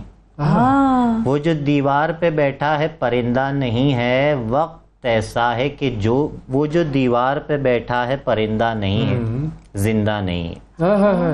وہ جو دیوار پہ بیٹھا ہے پرندہ نہیں ہے, زندہ نہیں ہے. وقت ایسا ہے کہ جو اس میں درندہ نہیں ہے, زندہ نہیں. یہ بالکل وہی انہی لائنز پر ہے آپ. بس مجھے ان سے کیا بات ہے, جو درندہ نہیں ہے زندہ ہی نہیں ہے. وقت ایسا ہے کہ جو اس میں درندہ نہیں ہے, زندہ نہیں. اللہ تعالیٰ ہم سب کو اس وقت سے بچائے اور ہمیں زندہ ہونے کی توفیق دے, درندہ بنے بغیر. بالکل. ورنہ یہ درندگی کا دور ہے, اور اس درندگی کے دور میں کچھ ہم کوشش کرتے ہیں کہ کچھ شاعری, کچھ ایسی بات کر لیں جو میٹھی بات ہو, محبت کی بات ہو. عمار بہت شکریہ آپ کا. بہت شکریہ آپ کا. اور جو کام آپ کر رہے ہیں بڑا اعلیٰ ہے, اور ہماری دعا ہے کہ آپ مزید آپ کے کلام ہم پڑھتے رہیں, مستفیض ہوتے رہیں. بہت شکریہ. اور کچھ لکھنے وغیرہ کی طرف بھی آئیں, کچھ ڈرامے فلمیں لکھیں ضرور ضرور, تاکہ ہم ہر پردے پر آپ کو دیکھیں. بہت شکریہ. بہت شکریہ. جی ناظرین, وقفہ لیتے ہیں ایک, اور وقفے کے بعد جب واپس آئیں گے تو آپ سے دوبارہ ملتے ہیں. Stay with us. صبح سویرے پاکستان, صبح سویرے پاکستان, صبح سویرے پاکستان. ویلکم بیک جی, ویلکم بیک. اب کچھ بات کرتے ہیں کھانے کی. خیر یہ وقت تو ناشتے کا ہے, لیکن جو بھی چیز آپ کھائیں اس کو کھانے کے کچھ ہوتے ہیں آداب. اور کچھ لوگ چاہے ٹیبل پر پریفر کریں کھانے کو, کچھ لوگ زمین پر دسترخوان بچھا کر اکٹھے کھانا کھائیں, کسی بھی طریقے سے کھائیں. ہمارا دین ہمیں کیا سکھاتا ہے, دین میں ہمیں کس قسم کے احکامات دیے گئے ہیں کھانے میں برکت ڈالنے کے لیے, کن چیزوں کو ہمیں کرنا ہے فالو. اور اس حوالے سے ہم بات کریں گے. ہمارے ساتھ جناب پروفیسر عین الحق بغدادی موجود ہیں, مفتی عین الحق بغدادی صاحب. اور ہم چاہیں گے کہ ہمارے کالز بھی, اگر ہمارے جو ویورز ہیں وہ اس حوالے سے کچھ سوالات کرنا چاہیں تو وہ بھی ہمارے پروگرام میں شامل ہو سکتے ہیں. السلام علیکم عین الحق بغدادی صاحب. علیکم السلام ورحمۃ اللہ وبرکاتہ. جناب بہت شکریہ آپ کا پروگرام کے لیے, آپ نے وقت نکالا. اب یہ معاملہ جو ہے یہ روزانہ کا معمول ہے, دن میں 3 مرتبہ تو ہم نے کھانا ہی ہوتا ہے, بلکہ بہت سارے لوگوں نے زیادہ مرتبہ کھانا ہوتا ہے. تو ادب اور آداب جو کھانے کے ہیں, جو ہمارے دین کے حوالے سے بیان کیے گئے ہیں, بالکل اس پر ذرا آپ سے رہنمائی چاہیں گے ہم. جی بسم اللہ الرحمن الرحیم. سر بہت شکریہ. اور ٹاپک جتنا سادہ ہے یہ اتنا ہی اہم بھی ہے. کھانے کے آداب ظاہری بات ہے جس طرح آپ نے فرمایا ہے. مسئلہ یہ ہے کہ ہمارا جو دین ہے, دین اسلام, یہ زندگی کے تمام جو ہمارے امور ہیں روزمرہ کے, ان کے بارے میں یہ رہنمائی مہیا کرتا ہے. اور بس اگر ہم صرف اپنے آپ کو سنت اور شریعت کے بتائے ہوئے ان احکام کے تابع کر لیں تو الحمدللہ ہماری زندگیاں آسان ہو سکتی ہیں اور بابرکت بھی ہو سکتی ہیں. آج کیونکہ ٹاپک ہے کھانے کے آداب کا, تو میں عرض کرتا چلوں کہ کھانے کا سب سے پہلا ادب جو ہے وہ ادب ہے کہ جو اللہ رب العزت کا فرمان ہے کہ کلو من الطیبات وعملوا صالحا. فرمایا کہ طیب, پاک اور طاہر چیزوں میں سے کھائیں, یعنی جو آپ کے لیے حلال رزق ہے وہ کھائیں. تو ایک تو رزق حلال ہے, اور دوسرا یہ ہے کہ اس کو حاصل کرنے کا طریقہ بھی جائز ہو. اگر آپ نے حلال اور جائز روزی کو ناجائز ذرائع سے حاصل کیا ہوگا تو وہ آپ کے لیے حرام ہو جائے گی, اور وہ ویسے ہی ہوگا جیسے دمبے کو خنزیر کی کھال پہنا کر ذبح کیا جائے. ایک مختصر سا مکالمہ تھا اس کے اوپر حضرت جنید بغدادی رضی اللہ تعالیٰ عنہ اور حضرت بہلول دانا کا. حضرت بہلول دانا نے 3 سوال تھے, ان میں سے ایک اس ٹاپک کے متعلق ہے. حضرت جنید بغدادی سے پوچھا, اور یہ ہمیں سکھانے کے لیے تھا, پوچھا کھانے کے آداب کیا ہیں. تو حضرت جنید بغدادی رضی اللہ تعالیٰ عنہ نے جو بھی آداب تھے کہ کھانے سے پہلے ہاتھ دھونا, بسم اللہ پڑھ کر کھانا, اپنے منہ کے سامنے سے کھانا, چھوٹے لقمے لے کر کھانا, پیٹ بھر کر نہ کھانا, وغیرہ وغیرہ جو ہو سکتا تھا وہ بیان کیا. تو حضرت بہلول نے فرمایا کہ نہیں, کچھ اور آداب بھی ہیں. پوچھا کہ وہ کیا ہو سکتے ہیں, تو فرمایا کہ بسم اللہ پڑھ کر کھانے سے پہلے یہ جان لینا ضروری ہے کہ جو آپ کھا رہے ہیں وہ آپ کے لیے جائز ہے یا نہیں. وہ کسی کا مال غنیمت, کسی غریب کا مال, کسی اور کا ظلم کے ذریعے مال مار کر تو نہیں کھایا جا رہا. تو یہ پہلا ادب ہے کھانے کا. اور اس کے ساتھ مشروط کیا وَعْمَلُوا صَالِحًا, نیک اعمال کو, کہ جب آپ کے شکم میں لقمہ حلال جائے گا تو پھر آپ کے عمل بھی نیک ہوں گے. اور آج من حیث القوم ہمارا شاید المیہ بھی یہی ہے کہ ہم, یہ حرام ہوتا کیسے ہے, میں اپنی جاب پہ بیٹھا ہوں اپنی کرسی پہ, اور اگر میں وہاں اپنی جاب کے ساتھ ایمانداری نہیں برت رہا اور مہینے کے بعد جو میں تنخواہ لیتا ہوں وہ تنخواہ میرے لیے جائز نہیں ہے, میں اپنے بچوں کا گویا کہ حرام سے پیٹ بھر رہا ہوں. شاید یہی وجہ ہے کہ آج اعمال صالحہ بھی ہم سے جاتے رہے. دوسری بات اس میں یہ ہوتی ہے کہ کھانے کی مقدار بڑا امپورٹنٹ ایشو ہے. آپ نے جس طرح فرمایا نا کہ دن میں 3 بار, اور ساتھ ایک جملہ یہ بھی کہا کہ شاید اس سے بھی زیادہ, تو اس کے اوپر بڑا اسپیسیفک پوائنٹ ہے. میں نے 3-4 پوائنٹ ہی اس میں رکھے ہیں جو امپورٹنٹ ہیں. جو ہمارے آج کے معاشرے کی ضرورت بھی ہے وہ یہ ہے کہ کھانے کی مقدار بڑی ضروری ہے کہ آپ نے کھانا کتنا ہے. اچھا, اس میں آپ علیہ الصلوۃ والسلام نے ایک حدیث مبارکہ ہے, آپ نے فرمایا کہ پیٹ سے برا برتن کوئی نہیں ہے جو انسان بھرتا ہے. یعنی پیٹ کو ایک برتن سے تشبیہ دی اور برا برتن کہا کہ جس کو انسان بھرتا ہے. فرمایا ابن آدم کے لیے چند نوالے ہی کافی ہیں جو اس کی کمر سیدھا رکھنے کے لیے کافی ہیں. کمر سیدھا رکھنے کا مطلب کہ اس میں چلنے پھرنے کی سکت رہے اور وہ اپنے روزمرہ کے معمولات کو صحیح طریقے سے سر انجام دے سکے. اب کیا ہے کہ ایک اور روایت میں مقدار کا میکسیمم تعین کیا, یہ تھا منیمم, یہ کم سے کم مقدار متعین ہوئی کہ آپ کی کمر سیدھی کرنے کے لیے جو نوالے کافی ہیں. میکسیمم کیا ہے؟ ایک دوسری روایت میں آپ علیہ الصلوۃ والسلام نے فرمایا کہ پیٹ کے 3 حصے ہیں, ایک حصہ آپ کا کھانے کا ہے, ایک حصہ آپ کا پانی کا ہے, ایک حصہ آپ کا ہوا کا ہے. تو گویا کہ اگر میکسیمم کھانا کھانا ہو تو آپ ایک پیٹ کا تیسرا حصہ بھر کر کھائیں گے. اور ہم آج کیا کہوں میں کہ یہ آخری کونے تک جب تک نہیں آ جاتے اس وقت تک کھانا نہیں چھوڑتے, جس کے نتیجے کے طور پر آج لوگ بیماری چھوڑتے. بالکل جی بالکل ایسے ہی ہے. اور ہم پھر آج شکار بھی ہیں سر, سستی کا شکار ہیں, عبادات میں مزہ نہیں آتا, بیماریوں کی ہم آجگاہ لوگ بن چکے ہیں. تو یہ خصوصی میری تاکید بھی ہے کہ اس ادب کا خصوصی خیال رکھا جائے. باقی جہاں آداب اور بسم اللہ پڑھیں ہاتھ دھوئیں گے, لیکن یہ اگر یہ نہیں کریں گے تو سارے آداب آپ کے فوت ہو جائیں گے. اچھا, ایک پہلو میں اور بڑا اہم ہے جو ذکر کروں گا, زمین پر بیٹھ کر کھانا جو ہے وہ زیادہ ہے. جی پہلے یہ سوال لیتے ہیں شفا کا, پھر اس کے بعد اس پہلو کی طرف آ جاتے ہیں. جگہ کس جگہ بیٹھ کر کھانا چاہیے؟ زمین پر بیٹھ کر, وہ جو ٹیبل والے ہیں اس طرف بھی کھانا کھایا جا سکتا ہے, وہ بھی صحت میں آپ کے مطلب کسی قسم کی کوئی کمی بیشی نہیں کرے گا. اور کچھ لوگ ایسے ہیں جو کہ مثال کے طور پر بزرگ ہیں یا چھوٹے بچے ہیں, ان کو مائیں بیڈ پر ہی بٹھا کر وہ ٹرے سامنے رکھ دیتی ہیں تو وہ بیڈ پر بیٹھ کر کھانا کھا رہے ہوتے ہیں. ایون کچھ بڑے بھی ہم نے دیکھے ہیں جو بیڈ پر بیٹھ کر کھانا کھاتے ہیں, ٹرے میں اٹھا کے اپنے سامنے ٹرے رکھ کے اور بالکل بیٹھ کر تو چونکڑی مار کر. تو کون سے طریقے سے کھانا جو ہے وہ بہتر ہے؟ اچھا, ظاہر بات ہے کہ جو پہلے ابتدائی جو دور تھے ہمارے, اس عصر کے اندر, اس زمانے کے اندر, کیونکہ ٹیبلز اور اس طرح کی چیزیں موجود نہیں تھیں, تو اس زمانے میں زمین کے اوپر دسترخوان بچھا کر سارے اکٹھے بیٹھ کر کھانا کھاتے تھے. اب اس کی یہ لیٹسٹ شیپ ہمارے سامنے آ گئی کہ ڈائننگ ٹیبل ہوتا ہے جس کے اوپر سب بیٹھ کر کھانا کھاتے ہیں. اس میں بھی کوئی قباحت نہیں ہے اور یہ جائز ہے. جس طرح ہم چمچ کے ساتھ کھانا کھاتے ہیں تو چمچ کے ساتھ کھانا کھانا سنت سے باہر نہیں ہے بلکہ تابع سنت ہے, کیونکہ چمچ کو بھی آپ کا ہاتھ ہی پکڑ رہا ہے اور ہاتھ ہی اس کو موومنٹ دے رہا ہے. تو جیسے وہ سنت کے تابع ہے, ایسے ہی ٹیبل پر بیٹھ کر کھانا بھی اس میں حرج اور قباحت نہیں ہے. اور بالخصوص جو بوڑھے ہیں اور بچے, اور جو آپ نے بات کی ہے نا کہ بیڈ وغیرہ کے اوپر بالخصوص بچوں کو نہ بٹھایا جائے, اس کی وجہ یہ ہوتی ہے کہ پانی گرانا اور دیگر جو چیزیں ہوتی ہیں ان کا خیال نہیں رکھا جاتا. بہتر یہ ہوتا ہے کہ ایسی حالت میں بیٹھ کر آپ کھائیں جہاں آپ علیہ الصلوۃ والسلام کا ایک طریقہ جو علت بیان کی گئی کہ آپ ایک اپنا گھٹنا مبارک اوپر کھڑا رکھتے تھے اور ایک کو بچھا لیتے تھے. وجہ یہ ہوتی تھی کہ اگر کوئی آواز دے دے, سائل آ جائے, آپ جلد اٹھ کر اس کی طرف جا سکیں. تو اس لیے یہ حکمتیں ہیں. میں یہاں پر ایک امپورٹنٹ آپ کی اجازت سے پوائنٹ کی طرف اشارہ کرنا چاہوں گا, وہ ہے کھانے کا ضیاء. یہ بہت بڑا ادب ہے جو ہم آج نہیں کر رہے. ہمارے گھروں میں فریجیں آنے کے بعد ہم لوگوں کا اللہ پر توکل ختم ہو گیا. کھانا زیادہ بنتا ہے اور پھر وہ کھانا استعمال نہیں ہوتا اور وہ فریجز کی زینت بنتا ہے اور اگلے دن وہ کوڑے میں چلا جاتا ہے. کھانا جو آپ بنائیں, پہلی بات یہ ہے کہ محدود مقدار کے اندر جتنی ضرورت ہے وہ بنائیں. ہر وقت فریش کھانا بنے, اس کا استعمال کریں, بیماریوں سے بچیں گے.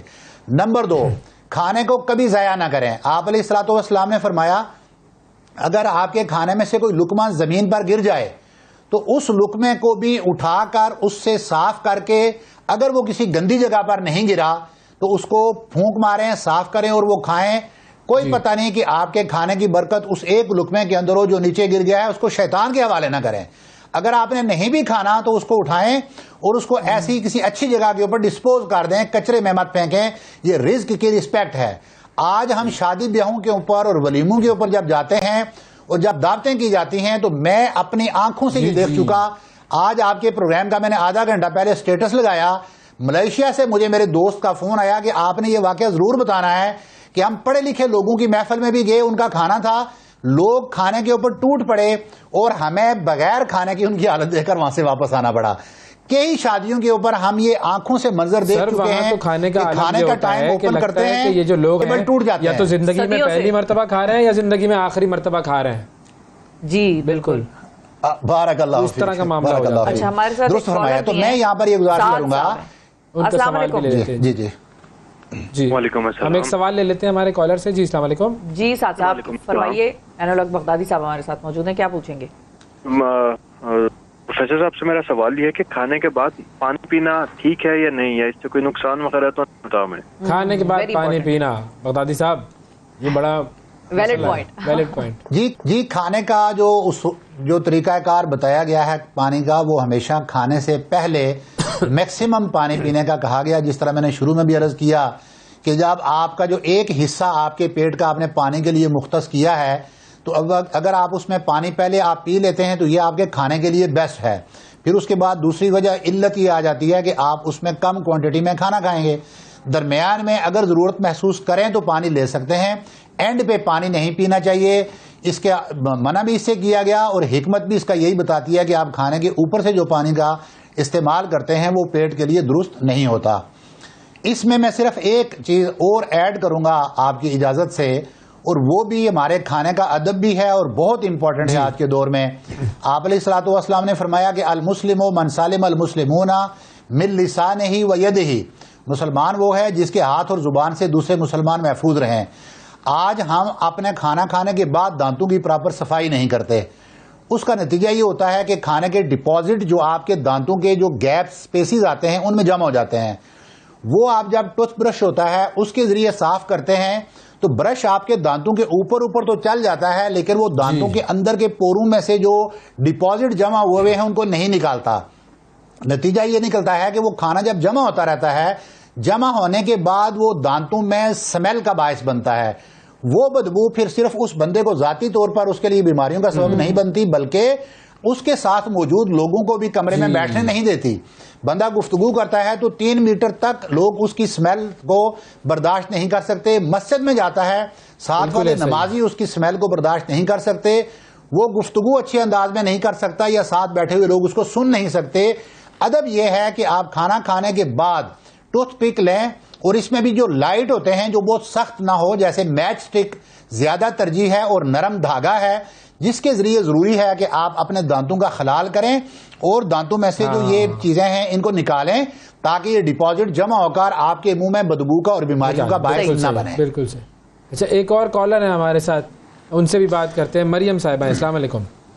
جی وعلیکم السلام. جی فرمائیے, کیا سوال کریں گے؟ جی میرا مفتی صاحب سے یہ سوال ہے کہ جو اتنا کھانا بچتا ہے وہ لوگ ڈسٹ بین میں پھینک دیتے ہیں, کیا انہیں یہ نہیں چاہیے کہ وہ کسی غریب کو دے دیں, کوئی غریب کھا لے جو مشہور ہے؟ بالکل صحیح بات ہے. تھوڑا یہ 3 بچہ صبح کا کھانا کھاتا ہے, شام کو نہیں ملتا, کہ یہ امیر لوگوں کے لیے جائز ہے کہ وہ غریب کو کھانا دے دیں؟ بالکل بالکل. کھانا تو ماشاءاللہ جی بہت ہی خوبصورت ان کا سوال ہے. وہ میں نے اکثر یہی دیکھا ہے کہ لوگوں کو اب کھانا جب بھی بچتا ہے لوگ ڈسٹ بین میں پھینک دیتے ہیں, غلط کرتے ہیں. بالکل بالکل. جی مفتی صاحب. جی میں ابتدا میں بھی اس کے اوپر بات کر چکا, میں عرض کر دیتا ہوں کہ آپ علیہ الصلوۃ والسلام نے فرمایا کہ طعام الواحد یکفی للاثنین, اگر ایک آدمی کا کھانا ہے تو وہ 2 کے لیے کافی ہوتا ہے. وطعام الاثنین یکفی للاربع, اور اگر 2 بندوں کے لیے کھانا آپ نے بنایا ہوا ہے وہ 4 کے لیے کافی ہوتا ہے. جب یہ حضور علیہ الصلوۃ والسلام نے فرما دیا تو انشاءاللہ وہ کافی بھی ہے. اس لیے پہلی بات تو یہ ہے کہ اپنے کھانے کے اندر دوسرے لوگوں کو شریک کریں. ایک حدیث سے مبارکہ ہے, آپ علیہ الصلوۃ والسلام نے فرمایا کہ جب گھر میں کھانا بنانے والی کھانا بنا رہی ہو اور اس کے پاس موجود کھانے کی مقدار اپنے گھر کے افراد کے لیے ہو فقط, تو وہ اس کے اندر تھوڑے سے پانی کا اضافہ کر لے شوربے کے لیے, اور وہ تھوڑا سا زیادہ شوربہ بنائے, اور وہ زیادہ شوربہ اپنے پڑوسی کے گھر لازمی بھجوائے, وہ امیر ہو یا غریب, قطع نظر اس کے, یہ محبت بڑھانے کا ایک سبب ہے. تو اس لیے یہ حدیث سے یہ ظاہر ہوتا ہے کہ کھانے میں شیئرنگ کرنا, کھانا پڑوسیوں کو دینا, یہ ہمارے لیے ضروری ہے, اور غریب لوگوں کا اس کے اندر خیال رکھنا. اور جس طرح یہ محترمہ مریم نے سوال پوچھا کہ اگر آج ہم اس ٹاپک کا صرف خیال رکھنا شروع کر لیں کہ ہم آنے کے اندر 2 یا 3 یا 4 لوگوں کو شامل کر لیں تو آج کے زمانے میں کوئی ہمیں مانگتا ہوا کھانے کے لیے انشاءاللہ نظر نہیں آئے گا. شمولیت بالکل بالکل. جی السلام علیکم رانا سر, اس سے برکت آتی ہے نا شرکت سے. یہ آپ نے شروع میں بات کی تھی مفتی صاحب سے میرا سوال ہے کہ اسلام میں تو جو ہے نا کھانے کے بارے میں جو طریقہ کار بتائے گئے ہیں, سارے معاملات بتائیں گے. میری کوئی 52 سال کے لگ بھگ عمر ہو گئی ہے, مجھے کوئی بھی اسمارٹ عالم دین نظر نہیں آیا اویس منگل والا کی طرح. ہائے ہائے ہائے, یہ آپ نے بڑی دکھتی رگ پہ ہاتھ رکھا ہے معاشرے کی سر. بالکل. اور نام آپ نے کندھا میرا استعمال کیا ہے بندوق چلانے کے لیے. بغدادی صاحب یہ کیا چکر ہے؟ یہ بات انہوں نے مطلب بہت ہی زبردست آبزرویشن والی بات کی ہے, اور مجھے وہ حدیث بھی یاد آتی ہے. حضور صلی اللہ علیہ وآلہ وسلم کہیں صفحے بنوا رہے تھے تو ایک کسی کی جو ہے وہ انہوں نے جو شکم ہے, جو پیٹ نکلا ہوا پیٹ تھا, چھڑی سے کہا تھا کہ یہ شاید پسند نہیں ہے کچھ معاملہ اللہ تعالیٰ کو, کچھ اس طرح تھا. مجھ میں کمی بیشی اللہ تعالیٰ معاف فرمائے, آپ بتائیں اس پر. یہ تو یہ اتنے بڑے بڑے جو ہمارے جو ریلیجیس اسکالرز ہوتے ہیں, بالکل یہ معاملہ کیا ہوتا ہے؟ سر حقیقت تو یہ ہے کہ انہوں نے مجھے بھی شرمندہ کر دیا ہے, اور میرے پاس بھی اس کا کوئی جواب نہیں ہے. اس کا جواب ہم علماء کرام سے ہی پوچھ سکتے ہیں, انکلوڈنگ بھی. جسم کا موٹا ہونا, فربا صحت مند ہونا, اس میں کوئی بات نہیں, لیکن اس کا اتنا موٹا ہونا جس طرح آپ نے بھی کہا کہ پیٹ کا نکلا ہوا ہونا, اور جس سے انسان برا لگے, وہ اگر کپڑے پہنے تو اس کے کپڑے کہیں سے لٹکے ہوئے ہوں, تو یہ مناسب نہیں ہے. وہ اس کے اوپر ایک مثال بھی ہے کہ ہمارے وہ حضور سیدی شیخ الاسلام ہمارے استاد بھی ہیں, ٹیچر ہیں, ہر لحظہ ہمیں سکھاتے ہیں. ان سے ایک بار ایک ٹی وی والے ہی پوچھ رہے تھے کہ آپ نے یہ تھوڑے کھانے کے اوپر آپ نے آپ کو فکس کیسے کیا؟ تو انہوں نے یہ کہا تھا کہ یہ جو نفس ہے انسان کا, یہ پیٹ ہے نا, یہ ایک کتا ہے. تو آپ اس کو جس جگہ پر راضی کر لیں یہ ادھر ہی راضی ہو جاتا ہے. آپ اس کو 1 روٹی پر راضی کر لیں تو 1 پر راضی ہو جائے گا, آپ اس کو 10 روٹیوں پر راضی کر لیں تو شاید یہ 10 پر بھی راضی نہ ہو. تو اس لیے یہ کہ یہ فکس کرنا یہ ہمارا کام ہے. اور اگر ہم حضور علیہ الصلوۃ والسلام کی حدیث مبارک پر عمل کریں, ہم اگر کچھ عرض کریں گے تو شکایت ہوگی. جی جی جی جی بالکل, میں تو آج شروع کر لوں گا, اور باقی علماء کرام کے لیے ہم سارے مل کر درخواست کریں گے. اور میں ان سے بھی کہوں گا کہ آپ کی آواز یقیناً سب تک پہنچ گئی ہوگی. آپ نے بہت شرمندہ کیا ہے علماء کو, اور یقیناً انشاءاللہ امید کرتے ہیں کہ جو کھانا ہمیں فری میں ملتا ہے وہ ہم استعمال نہیں کریں گے. ایک اور چیز آخری پوچھنا چاہوں گا, یہ جو مانا ہے اس لیے ہاں حلوے کے نام سے تو مشہور ہو جاتے ہیں حلوے اور یہ ساری چیزیں. اچھا میں اس پر آؤں کہ یہ ہمارے یہاں پہ جو برتن جو ہیں سونے چاندی کے استعمال اور بڑا ڈیکوریٹو اور یہ سارا جو سلسلہ, اس میں کوئی قباحت ہے یا نہیں؟ آپ علیہ الصلوۃ والسلام کا جی بڑا وضاحت کے ساتھ فرمان ہے. آپ نے فرمایا کہ سونے اور چاندی کے برتن استعمال کرنا یہ ہمارا شیوا نہیں ہے. یہ کفار یا یہود و نصارہ ایسے برتن استعمال کرتے تھے. آپ نے فرمایا یہ سونا چاندی اور ریشم یہ دنیا میں ان کے لیے بنی ہے, آخرت میں یہ ہمارے لیے ہے. تو کیونکہ آپ تو بہتر اس کو جانتے ہیں کہ تعلیمات اسلامیہ کا جو بھی نچوڑ ہے, تو یہ دنیا آپ علیہ الصلوۃ والسلام نے فرمایا کہ اس کو بس اتنا حاصل کریں. وہ امام علی رضی اللہ تعالیٰ عنہ کو میں فرمان یہاں سنا دیتا ہوں. آپ نے فرمایا اعمل دنیا کا کأنک تعیش ابدا, اپنی دنیا کے لیے ایسے کام کر, ایسے محنت کر کہ تجھے ہمیشہ ہمیشہ یہیں پہ رہنا ہے, تجھے کبھی مرنا نہیں ہے. لیکن ساتھ جو دوسرا اصول دیا اس نے پہلے والے کو توڑ دیا. فرمایا اعمل للآخرہ کأنک تموت غدا, فرمایا کہ آخرت کے لیے تو ایسے کام کر جیسے تجھے کل مر جانا ہے. تو ہم جب اس چیز کو مد نظر رکھ کر چلیں گے تو ہم پھر یہ اعلیٰ قسم کے برتن اور یہ بڑے بڑے محلات اور یہ بڑی بڑی عیاشیاں, پھر ان چیزوں سے ہم نکل جائیں گے آٹومیٹکلی. جب ہمیں یہ پتا ہوگا کہ ہم نے اپنے آپ کا حساب دینا ہے خدا کو, میں نے اس چیز کا حساب دینا جو میں نے کمایا ہے. اگر میں نے وہ کما کر اپنی اولاد کے لیے جمع کیا ناجائز ذرائع سے, تو اس رزق کا حساب میں نے دینا ہے.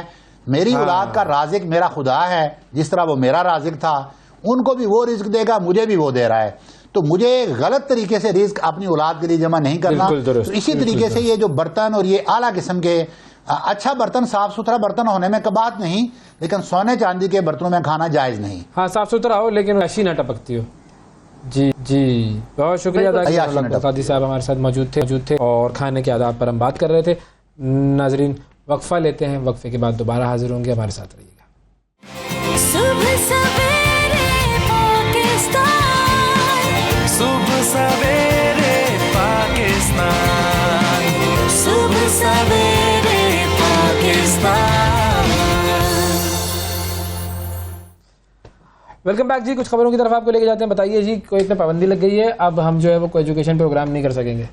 जो हमको एजुकेशन में बैठे हुए दीवार बना लेंगे। हाँ, दीवार बनाकर काम किया जाए। हम वैसे कुवैत में नहीं है, कुवैत की तो करेंसी, कुवैत में हो तो मजा आ जाए। मैं तो कोई एजुकेशन क्या, मैं तो कुछ भी छोड़ दूं कुवैत में, अगर मुझे मिल रहे हो पैसे, याशी लगी हुई हो। बिल्कुल, इतने जितने यहाँ मिल रहे हैं उतने अगर कुवैती दिनार में मिले बस बेहतरीन हो जाएगा काम। ये है बिल्कुल कमाल। तो अवैस को छोड़कर क्या बोलो भाई, ये नहीं करना हमें प्रोग्राम है।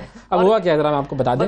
कुवैत के जो वज़ीर आज़म है मोहम्मद हैफ साहब, उनकी तरफ से ये एक पैगाम आया है, जब मतलब एक फरमान आया है कि उनको क्या है कि जी मखलूत लेक्चर्स में शिरकत ख़त्म करने के लिए वो रजामंद हो गए। बेसिकली जो यूनिवर्सिटीज़ में मखलूत तालीम होती है, 2015 में कुवैत की जो अदालत थी उसने मखलूत तालीम के हक़ में फ़ैसला दिया था कि जी करें को एजुकेशन।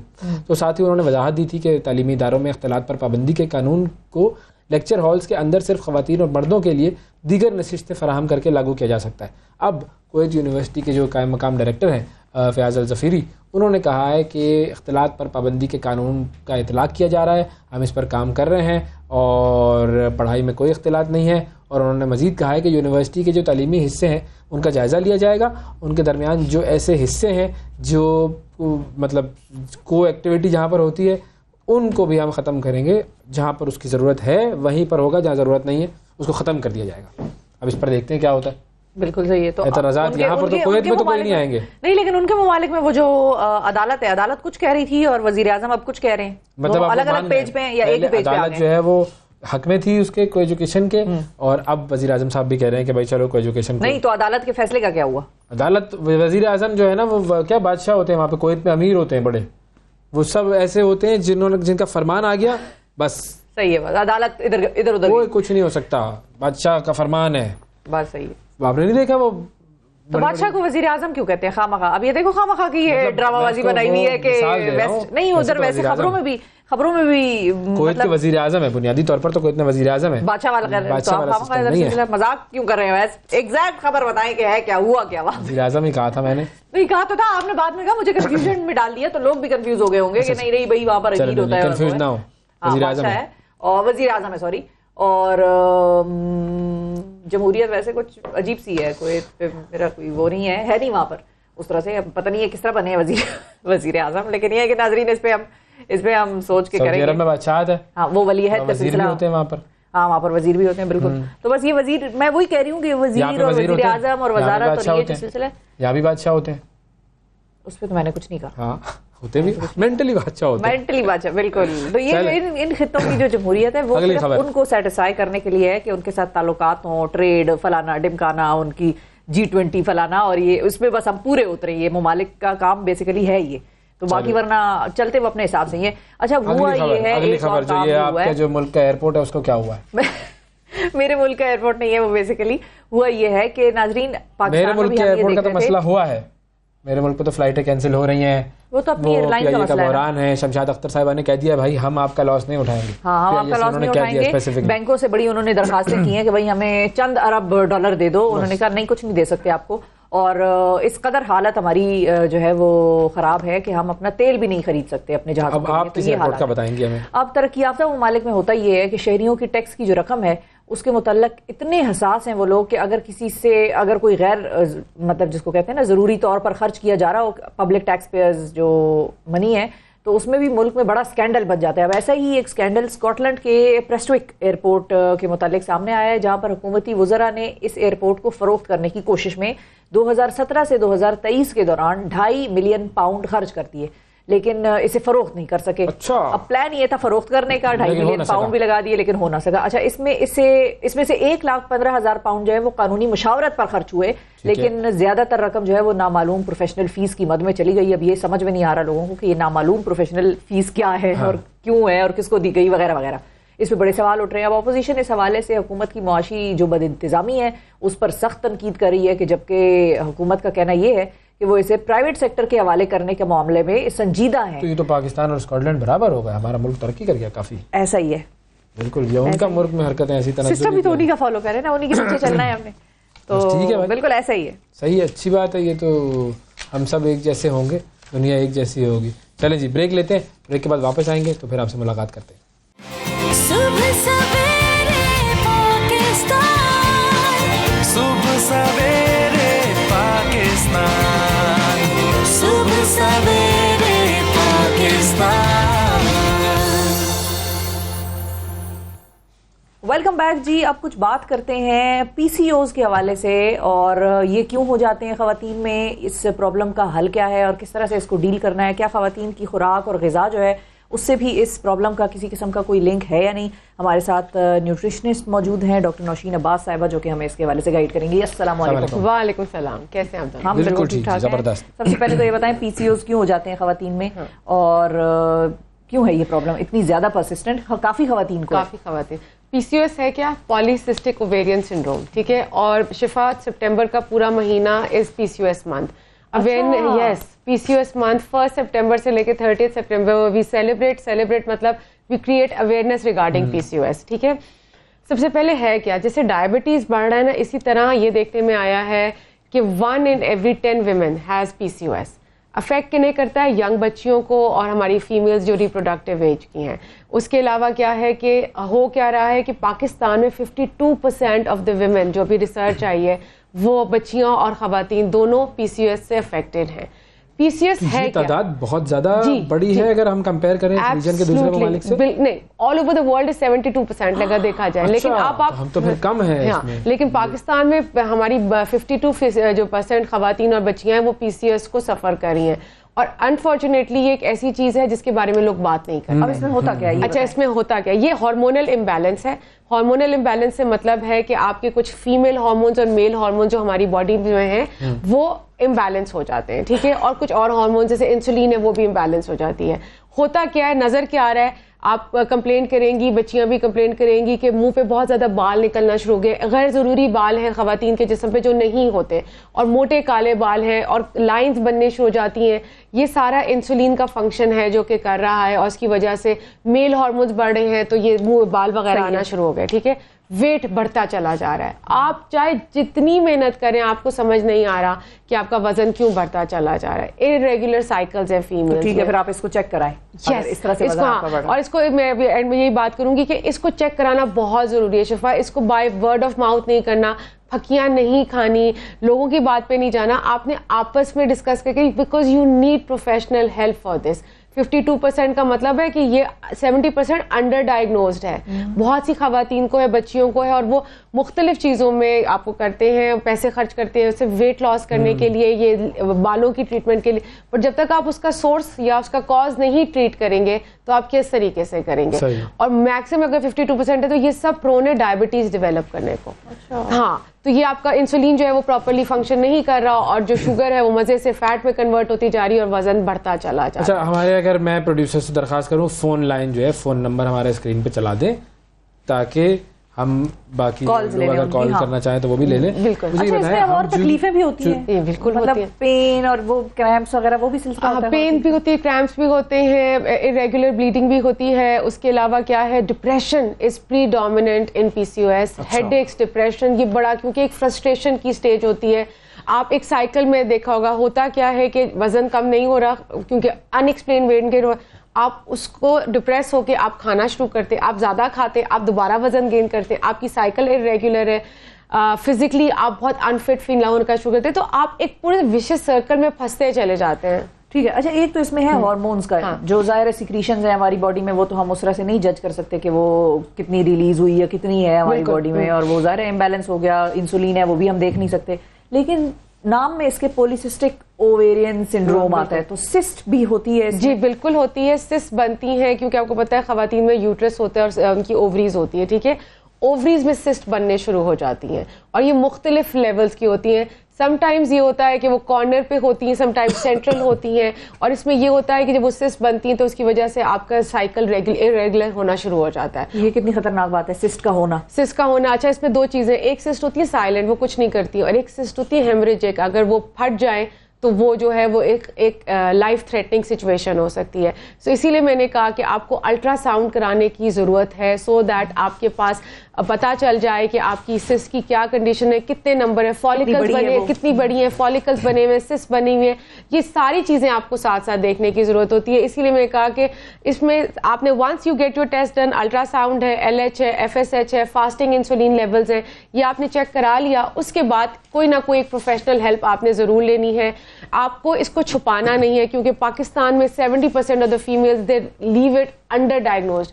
50% کو پتہ چلتا ہے, وہ ادھر ادھر سے ٹریٹمنٹ لیتی ہیں. کوئی 25 سے 30% ہماری خواتین اور بچیاں وہ ہیں جو کہ پراپرلی لے کے چلتی ہیں. اچھا, اب جیسے ہم نے بات کی کہ سسٹس ہیں, تو وہ کیا پینز ہوتے ہیں ان سسٹ کے اندر, آپ کو پتہ لگ جائے کہ یس پینفل ہے؟ کیونکہ جیسے ہم اکثر بریسٹ کینسر کی اویئرنیس کی بھی بات کرتے ہیں, تو اس میں یہ ہوتا ہے کہ جی کوئی لمپ ہے, پین لیس نہ بھی ہو تو بھی it is a red flag. بالکل بالکل. اس میں کیا اچھا, اس میں جو ہے نا جنرلی اتنی پین نہیں ہوتی, پتہ نہیں چلتا, بٹ اسی لیے میں نے نارملی لوگوں کو ہوتا ہے نا درد ہو رہا ہے تو فوراً آپ چیسٹ پہ تو آپ پیلپیٹ کر سکتے ہیں, وہاں پہ تو آپ پیلپیٹ بھی نہیں کر سکتے, اسی لیے میں نے ایک ٹیسٹ الٹرا ساؤنڈ کا نام لیا ہے. اب اس میں یہ کیا کہ انفارچونیٹلی شفا ویس اس کی کوئی ٹریٹمنٹ نہیں ہے. سو ہم نے اس کو کس طریقے سے ملٹائی ڈسپلنری اپروچ ہے, یعنی کہ ہم نے لائف سٹائل انٹرونشن کرنی ہے, ہم نے ڈائٹری انٹرونشن کرنی ہے, اور ہارمونل امبیلنس کے لیے ہم مختلف دوائیاں لیتے ہیں جو ڈاکٹرز بتاتے ہیں, تو وہ آپ نے ساتھ ساتھ لینی ہے. تو سسٹ کا علاج کیا ہوگا پھر؟ سسٹ کا علاج یہ ہوتا ہے کہ اچھا ہوگا کیا کہ جیسے جیسے ویٹ آپ کا کم ہوتا چلا جاتا ہے, یہ سسٹ ڈیزالو ہو جاتی ہے. اچھا ٹھیک ہے, اگر وہ ہیمریجک نہ ہو. یس, اگر وہ ہیمریجک نہیں ہے اور وہ سسٹ خود بخود ڈیزالو ہو جاتی ہیں. اس میں کیا ہے, بہت ساری چیزیں رول پلے کر رہی ہیں. سب سے زیادہ جو ہے ایسی خواتین اور بچیاں میٹھا بہت کھاتی ہیں, شوگر کریونگز آپ کو بہت زیادہ ہے, اس سے کیا ہوتا ہے باڈی انفلیمیشن کی طرف جاتی ہے. انفلیمیشن کی طرف جاتی ہے تو جو سسٹ ہے وہ اپنا سارا آپ کو نظر آتا ہے کہ وہ پینفل بھی ہوگی, ساری چیزیں ہوں گی. سو ڈائٹری انٹرونشن ہے, آپ نے اپنے آپ کو فزیکلی ایکٹیو رکھنا ہے, آپ نے میٹھی چیزوں کو اوائڈ کرنا ہے, ایک calorie count proper diet plan ضرور لیں. اس میں ہم سیڈ سائیکلنگ بھی یوز کرتے ہیں شفا, to get hold of the hormonal imbalance. اس میں 4 سیڈز ہیں جو کہ پراپر آپ کسی بھی پروفیشنل سے ڈیل کریں گے تو آپ کو گائیڈ کریں گے کس طریقے. تو میں ملٹیپل چیزوں کے نام لے رہی ہوں, میٹفارمن ہے, یہ ساری چیزیں جو مل کے PCOS کے سمٹمز کو کنٹرول کرنے میں ہیلپ آؤٹ کرتی ہیں. بچیاں بہت ڈپریس رہتی ہیں, اس میں کاؤنسلنگ بہت ضروری ہے, کیونکہ انہیں ایکسپلینیشن دینے کے لیے کوئی نہیں ہوتا. ہمارے اس ٹاپک پہ بات ہی نہیں, پروسیجرل ایک وہ ہے لمبا ایک پرولونگ قسم کی. میرے پاس بچیاں آتی ہیں کیونکہ مینارک آپ کا 12 سال میں 18 سال تک, وہ 6 سال تک وہ ڈرگ ابیوز کے مطلب کوئی دوائی کھا لی, کوئی چیز کھا لی, وہ 6 سال میں اتنے ٹراما سے گزر چکی ہوتی ہیں 17-18 سال میں کہ ان کو اگر ان کو بولو بھی کہتے ہیں ڈاکٹر صاحب یہ بھی کھا لیا, یہ بھی کھا لیا, کچھ نہیں ہو سکتا, you know we've given up, اور یہ نہیں ہے بس ایسے. پھر سمجھانا پڑتا ہے کہ ہر چیز کا ایک ٹائم ہے, اس کے ساتھ آپ نے لے کے چلنا ہے. آپ نے یہ کیا کیا ایسا ہو سکتا ہے جیسے ہم بات کرتے ہیں ڈائبٹیز کی, تو ہم کہتے ہیں اس کا علاج نہیں ہے لیکن وہ مینیجیبل ہے. اب تو خیر ڈائبٹیز ریورسل کی بھی باتیں ہوتی ہیں, لیکن مینلی تو اٹس لائف اسٹائل مینجمنٹ.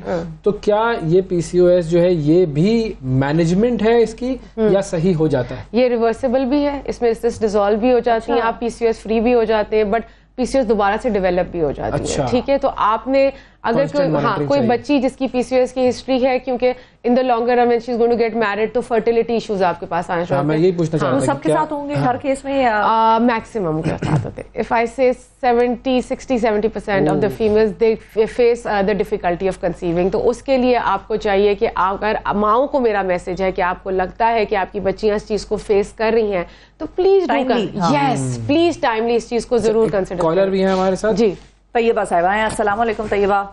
وعلیکم السلام. جی فرمائیے. پہلے تو مجھے بہت اچھا لگا آپ کا یہ پروگرام, میں ڈیلی دیکھتی ہوں, اور آج میرے ایشو سے ریلیٹڈ آپ کے پاس ڈاکٹر صاحبہ بھی موجود ہے.